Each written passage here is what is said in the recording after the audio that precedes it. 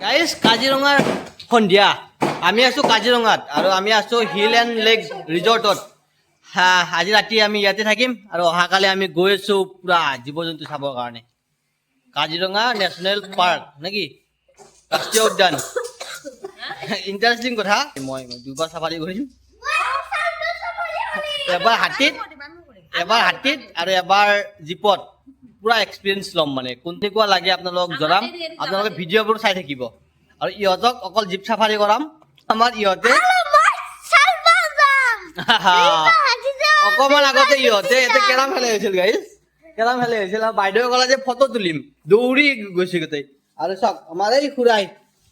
এইফালে মাছ চাই আছে এইয়া আমাৰ খুৰাই এইফালে মাছ চাই আছে পুঠি মাছ আছে গাইজ কাৱৈ মাছ আছে পুঠি মাছ আছে ৰৌ আছে কিবা কিবি মাছ আছে আমি আছো hills and lake hills and lake মই 4 বছৰ আগতে ইয়াতে থাকি গৈছো আৰু ইয়াতে মানে